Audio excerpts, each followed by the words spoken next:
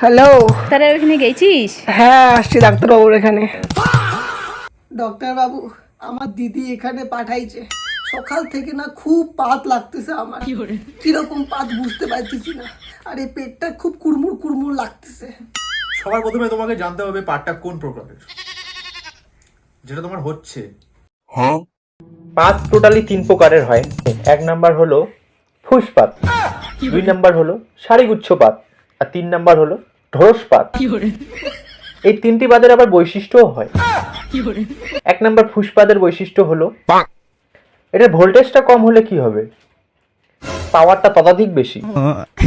কারণ তুমি দেখো, তোমার ব্যাংকে গিয়েছো, তুমি তোমার কোনো কাজ করাইতে, ঠিক আছে, সেখানে তুমি একটা ফুসপাত মেরে দিবে, দেখবে ব্যাংক খালি, তুমি সবার আগে তোমার কাজ করিয়ে তুমি বাড়ি যেতে পারবে। এটা হচ্ছে উপকার, যেটা বললাম। আর 2 নাম্বার হচ্ছে সারিগুচ্ছ পাত। সারিগুচ্ছ পাতটা কি কেমন হবে, এটা অনেকটা ভটভটি গাড়ির মতো, ভট ভট ভট ভট ভট ভট ভট ভট ভট ভট ভট ভট ভট ভট এরকম ভাবে চলে যাবে।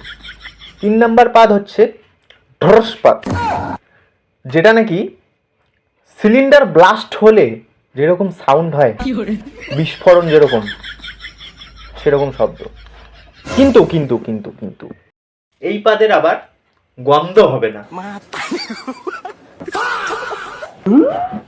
ডাক্তারবাবু পাতের বৈশিষ্ট্য দিও, একটা গ্যাসের ট্যাবলেট খাইলে তাও মনে হয় ভালো হবে।